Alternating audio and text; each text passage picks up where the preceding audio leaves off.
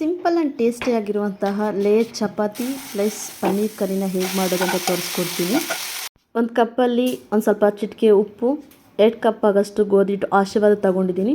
So ನಾನು first powder plus ಉಪ್ಪನ್ನ ಹಾಕ್ಕೊಂಡು ಆನಂತರ ನೀರು ಹಾಕ್ಕೊತಾ ಇದ್ದೀನಿ. ಸೊ ಆ ಥರ ಮಾಡೋದ್ರಿಂದ ಏನಾಗುತ್ತೆ ಅಂತ ಹೇಳಿದ್ರೆ ನಾವೆಷ್ಟು ಪೌಡ್ರ್ ಹಾಕ್ಕೊಂಡಿದ್ರೋ ಅದಕ್ಕೆ ನೋಡಿಕೊಂಡು ನಾವು ಕ್ವಾಂಟಿಟಿನಲ್ಲಿ ನೀರನ್ನ ಸೇರಿಸ್ಕೋಬೋದು.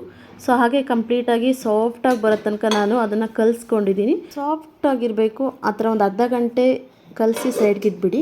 ಈಗ ನಾನು ಪನ್ನೀರ್ ತೊಗೊಂಡಿದ್ದೀನಿ ಒಂದು 200 ಗ್ರಾಮ್ ಅಷ್ಟು. ಅಲ್ಲಿಗೆ ಸ್ಟವ್ ಅಂಟಿಸ್ಕೊಂಡು ಬಾಣಲಿನ ಇಟ್ಕೊಳ್ಳಿ.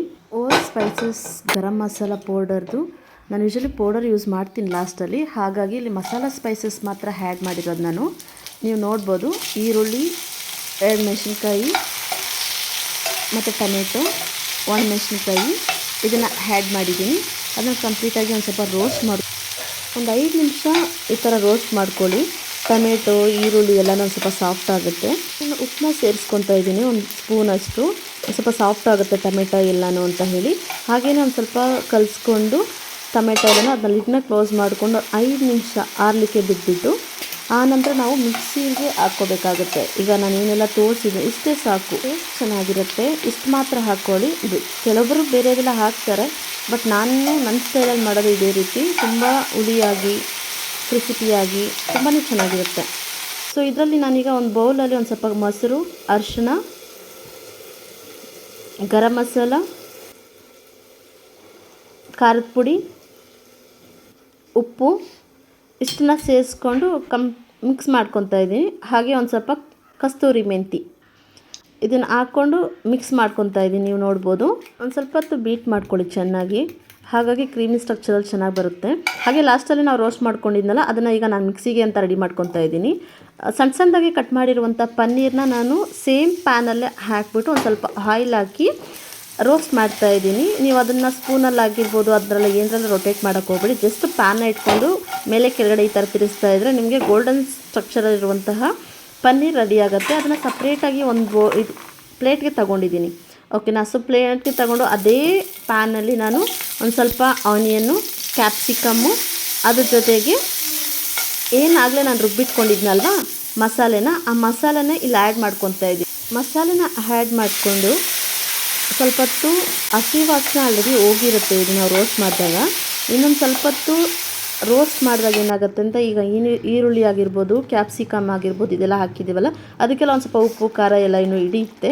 ಹಾಗೆಯೇ ಒಂದು ಸ್ವಲ್ಪ ನೀರು ಹಾಕ್ಕೊಂಡು ಆಗಲೇ ನಾನು ಒಂದು ಬ್ಯಾಟರ್ನ ಮಾಡಿಟ್ಟಿದ್ನಲ್ವ ಕ್ರೀಮಿ ಸ್ಟ್ರಕ್ಚರ್ದು, ಅದನ್ನು ಆ್ಯಡ್ ಮಾಡ್ತಾಯಿದ್ದೀನಿ. ಆ್ಯಡ್ ಮಾಡಿಬಿಟ್ಟು ಹಾಗೆ ಒಂದು ಸ್ವಲ್ಪ ಹಸಿಮೆಣಸಿನ್ಕಾಯಿ, ರೋಸ್ಟ್ ಮಾಡಿರುವಂತಹ ಪನ್ನೀರನ್ನ ಹಾಕ್ಬಿಟ್ಟು ಕಂಪ್ಲೀಟಾಗಿ ಒಂದು ಸ್ವಲ್ಪ ಡೀಪ್ ಫ್ರೈಗೆ ಇಡ್ತಾಯಿದ್ದೀನಿ. 3 ಮಿನಿಟ್ಸು ಅದನ್ನ ಕುದಿಸಿ ಸಾಕು. ಹಾಗೆ ಇಲ್ಲಿ ನಾನು ಫ್ರೆಶ್ ಕ್ರೀಮ್ನ ಆ್ಯಡ್ ಮಾಡ್ತಾಯಿದ್ದೀನಿ. ಅದ್ರ ಜೊತೆಗೆ ಕೊತ್ತಂಬರಿ ಸಹ ಹಾಕ್ಕೊತಾ ಇದ್ದೀನಿ ಟೇಸ್ಟ್ಗೆ. ಹಾಗೆ ಇಲ್ಲಿ ನಾನು ಚಪಾತಿ ಬಂದುಬಿಟ್ಟು ನಾನು ನಿಮಗೆ ಲೇಯರ್ ಚಪಾತಿನ ನಾನು ತೋರಿಸ್ತಾ ಇರೋದು. ಯೂಶ್ವಲಿ ನಾನು ನಮ್ಮ ಮನೇಲಿ ಮಾಡಿದಾಗ ಲೇಯರ್ ಚಪಾತಿನ ಮಾಡೋದು. ತುಂಬ ಸಾಫ್ಟ್ ಆ್ಯಂಡ್ ಟೇಸ್ಟಾಗಿರುತ್ತೆ. ನಮ್ಮ ಮನೆಯವ್ರಿಗೂ ತುಂಬಾ ಇಷ್ಟ ಈ ಚಪಾತಿ ಅಂದರೆ.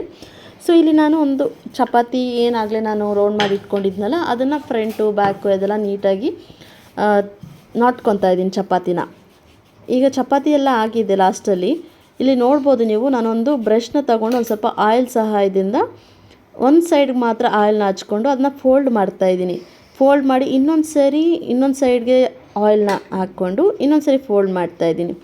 ಫೋಲ್ಡ್ ಮಾಡಿಕೊಂಡು ಅದನ್ನು ರೌಂಡ್ ಶೇಪ್, ಈಗ ಏನು ನಾವು ಉಂಡೆ ಶೇಪ್ ಅಂತ ಕರಿತೀರಲ್ಲ ಆ ಉಂಡೆ ಶೇಪ್ಗೆ ತಗೊಂಡು ಮತ್ತೆ ಚಪಾತಿನ ನಾದ್ಕೋಬೇಕಾಗತ್ತೆ. ಈ ಥರ ನೋಡ್ಬೋದು ನೀಟಾಗಿ ನಾದ್ಕೊಂಡು ಒಂದು ಹೆಂಚು ತಗೊಂಡು ಹೆಂಚು ಮೇಲೆ ಚಪಾತಿನ ನೀಟಾಗಿ ಫ್ರಂಟು ಬ್ಯಾಕು ಇದೆಲ್ಲ ಫ್ರಂಟು ಬ್ಯಾಕು ಎಲ್ಲ ನೀಟಾಗಿ ಸುಟ್ಕೊಂಡಿದ್ದಾದಮೇಲೆ ನೋಡಿ ಗೋಲ್ಡನ್ ಕಲರ್ ಬಂದಿದೆ. ಈಗ ಪ್ಲೇಟ್ಗೆ ಸರ್ವ್ ಮಾಡಿಕೊಂಡು ನಾವು ಏನು ಕರಿ ಮಾಡಿದ್ರಲ್ಲ ಅದನ್ನು ಆ್ಯಡ್ ಮಾಡಿಕೊಂಡು ಟೇಸ್ಟ್ ಮಾತ್ರ ತುಂಬಾ ಚೆನ್ನಾಗಿರುತ್ತೆ. ಅದ್ರ ಜೊತೆ ಆನಿಯನ್ ಇಟ್ಟಿದ್ದೀನಿ ಚೆನ್ನಾಗಿರುತ್ತೆ ಅಂತ ಹೇಳಿ. ಸೊ ಟೇಸ್ಟ್ ವೈಸ್ ಅಂತ ಹೇಳೋದೇ ಬೇಡ, ತಿಂದರೆ ಕಳೆದೋಗ್ಬಿಡ್ತೀರಾ. ಸೊ ಇಲ್ಲಿ ನೋಡ್ಬೋದು ನಾನು ಚಪಾತಿನ ತೋರಿಸ್ತಾ ಇದ್ದೀನಿ. ಲೇಯರ್ ಟೋಟಲ್ 4 ಲೇಯರ್ಸಲ್ಲಿ ಬಂದಿದೆ ಚಪಾತಿ. ಓಕೆನಾ? ಕಾಣಿಸ್ತಿದೆಯಾ ನಿಮಗೆಲ್ರಿಗೂ? ಇದೇ ರೀತಿ ಟೇಸ್ಟ್ ತುಂಬ ಚೆನ್ನಾಗಿರುತ್ತೆ. ನೀವು ಮಾಡ್ಕೊಳ್ಳಿ, ತಿನ್ಕೊಳ್ಳಿ.